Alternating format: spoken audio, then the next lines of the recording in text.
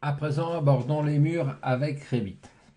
Avant cela, avant de tracer les murs de soubassement, on va parler des murs plus globalement.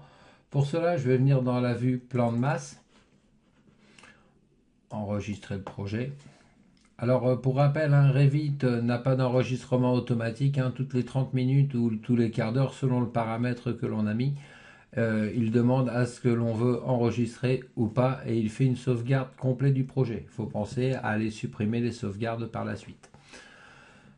Pour revenir à nos murs sur ma vue plan de masse, là je vais tracer des murs sur le côté droit de mon projet. Donc dans l'onglet architecture, mur, déjà on voit qu'il y a un sous-menu. Il nous propose des murs architectural ou un mur porteur. On va prendre mur architectural. Alors entre les deux, hein, c'est que le mur architectural va du bas vers le haut, alors qu'on voit ici, il va dans le sens de la hauteur, alors qu'un mur porteur, il va à l'inverse, dans l'autre sens, donc dans le sens du bas. On voit que Revit nous propose plusieurs types de murs. Nous sommes dans un gabarit architectural, c'est pour ça qu'il nous propose plusieurs types de murs. On voit là donc des murs, des cloisons, même un tailleur plâtre 50, 70, des murs empilés et des murs rideaux. Pour l'instant, nous allons parler des murs tout simplement, par exemple extérieur voile BA20, et on va voir les façons de tracer les murs. Donc une fois que l'on a sélectionné un mur, nous avons ici les outils de dessin. Donc on peut dessiner des lignes, je vais dessiner là sur le côté, et ça se dessine vraiment comme des lignes on aurait fait sur AutoCAD. On peut déterminer la longueur, hein, 5 mètres, vraiment comme on aurait fait sur AutoCAD. Là on voit qu'on est enchaîné, c'est-à-dire qu'on est en style polyligne, hein, si je fais le lien avec AutoCAD. Voilà, pour les outils de dessin, je peux recommencer, hein. Si je reprends un mur et je viens ici pour copier à l'identique, là, me revoici avec les outils de dessin. Donc j'ai des arcs, début, fin, rayon, hein, comme on savait faire sur le AutoCAD et autres logiciels. Voilà pour les outils de dessin. Il n'y a pas grand-chose à revoir par rapport à ces outils de dessin. Cercle, hein, polygone, les arcs, le cercle, voilà. Par rapport aux outils de modification de mur, Oui, allô? dans l'onglet modifier, Oui, allô? on a ici tous les outils de modification et c'est là que l'on voit retrouver ajuster, prolonger, sur lequel on pourrait ajuster, prolonger, raccourcir des murs, allonger des murs.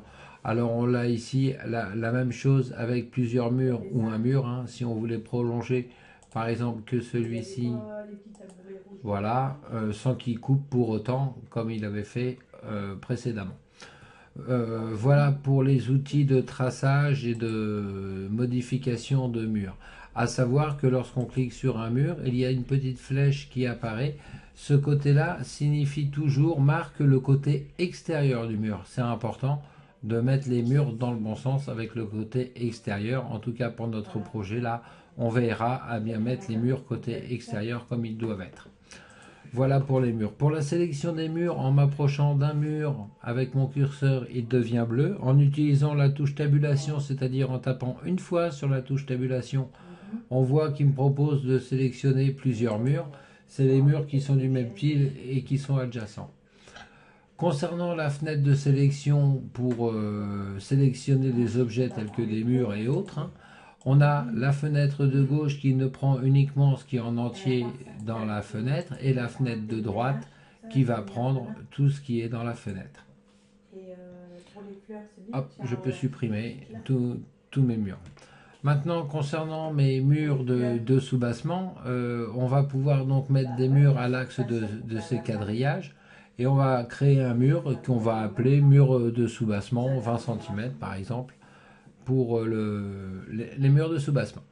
Pour cela, on va dans architecture, mur architectural et donc on peut prendre ce mur de base extérieur voile BA20, le prendre, modifier le type, le dupliquer ce qui équivaut sur un bloc AutoCAD à enregistrer sous, hein, c'est exactement le même principe.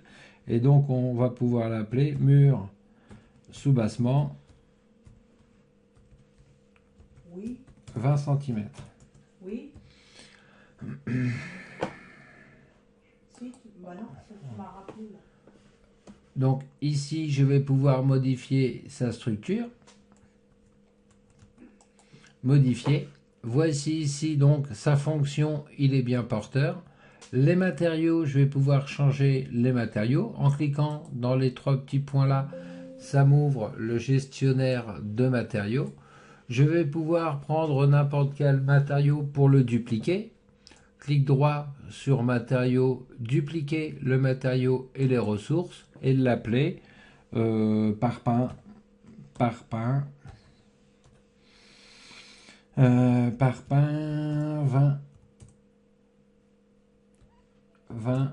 50 parpaing 20 oh là, parpaing ping parpaing 20 50.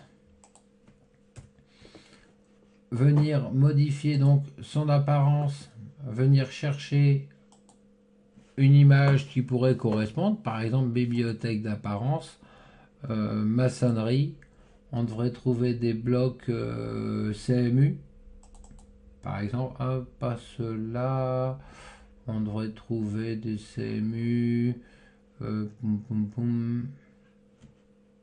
celui-ci, oh pourquoi c'est bizarre, dans la maçonnerie qu'on ait des tuiles, face divisée,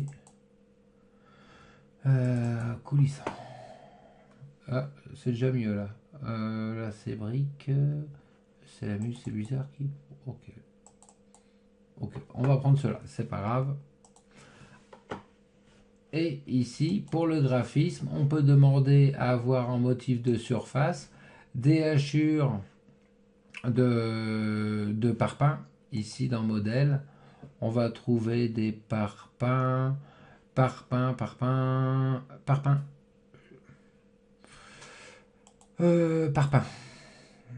Ok. Et si je veux des motifs de coupe, hein, pareil, si je veux avoir des motifs en bloc de béton par exemple, je vais pouvoir changer la couleur, appliquer OK. L'épaisseur elle est bonne, on fait OK, appliquer OK. Je suis prêt à tracer mon mur. Avant ça, ici à la place d'axe de mur, je vais le justifier en ligne de justification axe porteur. Je prends mon outil rectangle et je fais un rectangle qui va donc partir à l'intersection des plans de quadrillage ici pour aller aux autres plans de quadrillage. Je peux cadenasser mes murs sur mes quadrillages et me servir par la suite de mes quadrillages pour changer mes écarts entre mes murs. J'ai tracé mes murs. En les sélectionnant, je m'approche d'un mur, tabulation. Voici mes 4 murs. Je peux vérifier les contraintes. Donc la contrainte inférieure, je veux qu'il parte du niveau semelle pour aller jusqu'au niveau rez-de-chaussée. On peut regarder le résultat dans vue 3D, dans le petit raccourci là-haut, en cliquant directement sur la maison, ce qui nous ouvre la vue ici dans l'arborescence, vue 3D, c'est celle-ci. Voici nos murs de soubassement. On peut vérifier ici dans notre niveau semelle, ils sont bien là. On peut mettre une coupe ici dans l'accès rapide ou dans l'onglet vue, coupe. Tracer une coupe, échappe, et elle est vérifiée, le résultat dans une coupe.